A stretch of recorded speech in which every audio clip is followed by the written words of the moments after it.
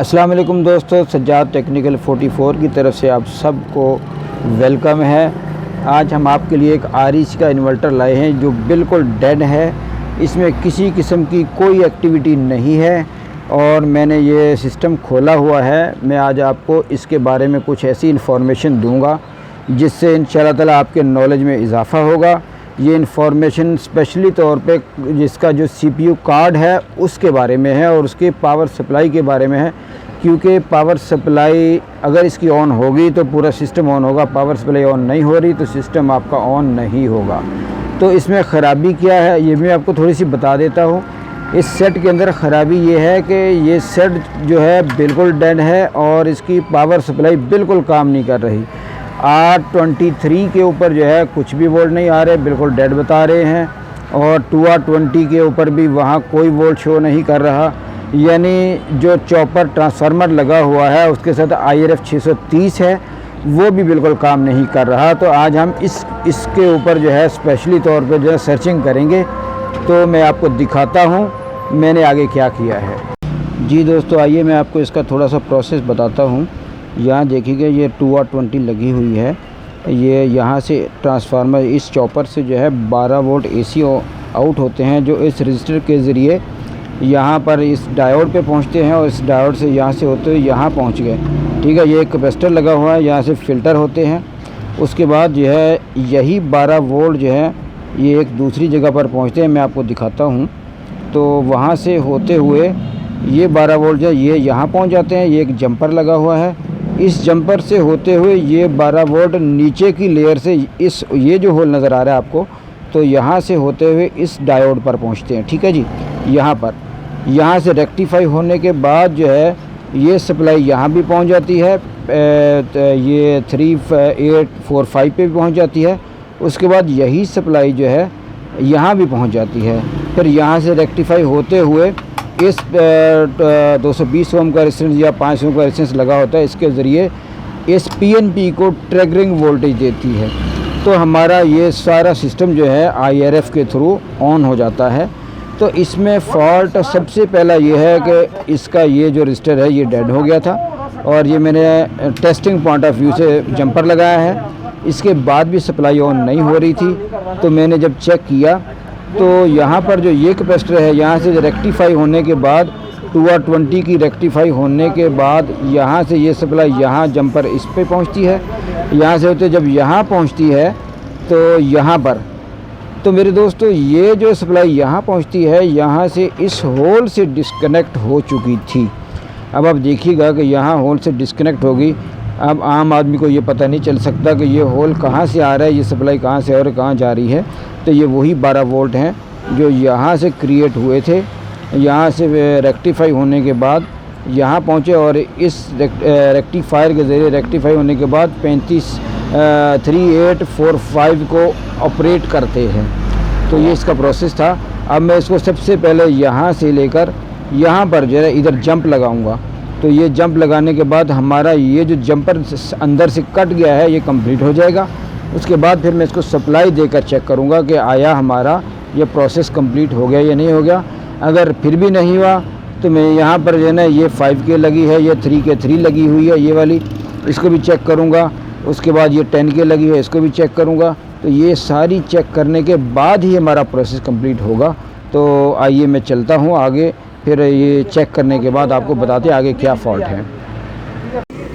दोस्तों, इस वीडियो के अंदर मैं आपको चंद चीज़ें और भी बताना चाहूँगा जो बहुत ही अहम है। डेड सेट चेक करने के लिए बहुत ज़रूरी है कि सबसे पहले आपने क्या चेक करना है। ये देखिएगा ये एक रजिस्टर लगा हुआ है, ये 0.22 ओम का रजिस्टर है, ये जंपर रजिस्टर भी कहलाता है। तो हमारी जो नेगेटिव सप्लाई है 12 वोल्ट की वो डायरेक्टली यहाँ से पास होने के बाद आगे प्रोसेस होती है। तो सबसे पहले अगर सेट बिल्कुल डेड हो चुका, कोई भी आपको नहीं रिस्पांस दे रहा, तो आपने जो इन पॉइंट्स को जो ना मीटर को कंटिन्यूटी पे रख के चेक करना है।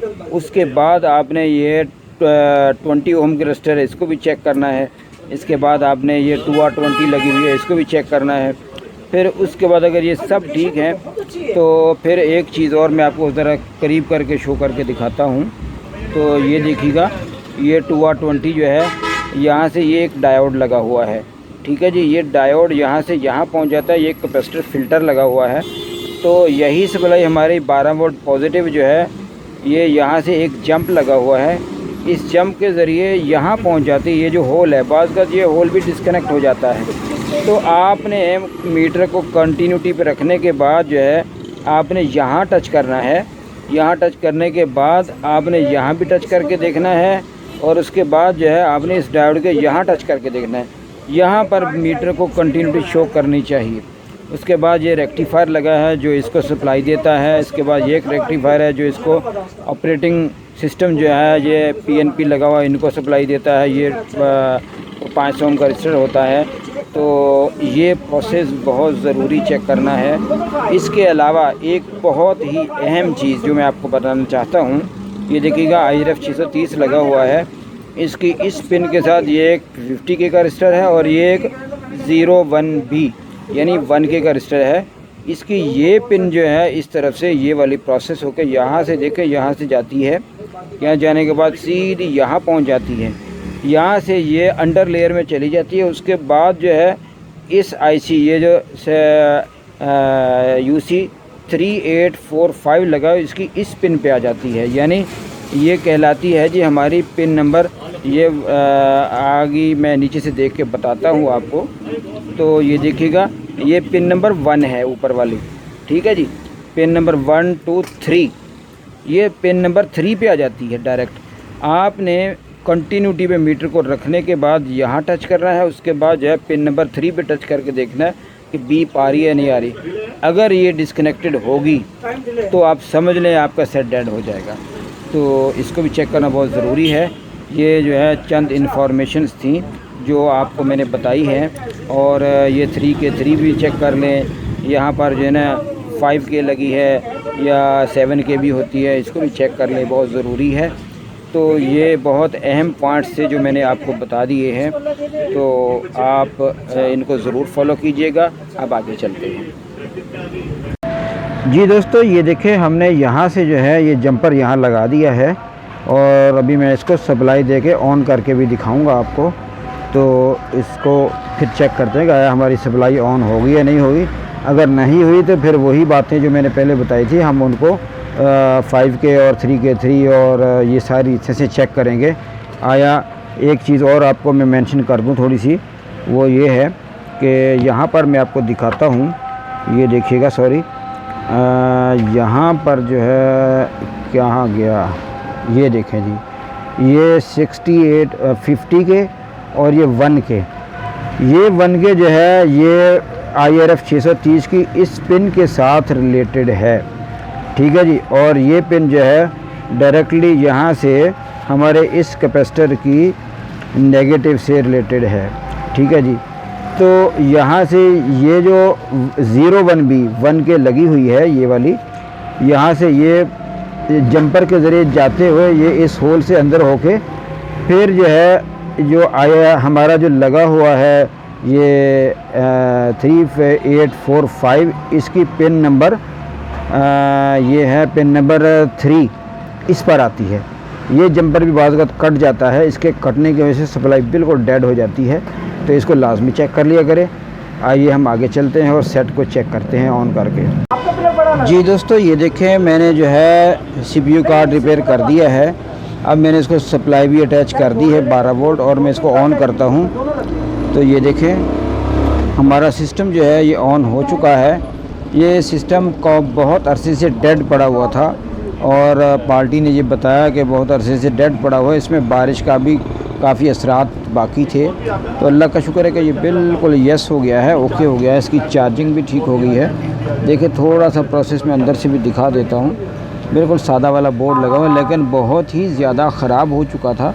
ये देखें ये बैक साइड से ये जो प्रिंट हैं तो ये वाले मैं करीब करके दिखाता हूँ। ये देखें ये सारे प्रिंट जो है ना बिल्कुल आपस में मिल चुके थे, जिनको मैंने रिफ़्रेश कर दिया है यहाँ तक कि ड्राइवर कार्ड तक इनको रिफ़्रेश कर दिया है। अभी थोड़ा सा काम और भी बाकी है। तो मेरे दोस्तों, ये थी आज की वीडियो और बहुत ही कॉम्प्लिकेटेड फॉल्ट था ये, जो सप्लाई को समझना। अब मैं दोबारा गुजारिश करूँगा दोस्तों से कि सप्लाई को समझना बहुत ज़रूरी है।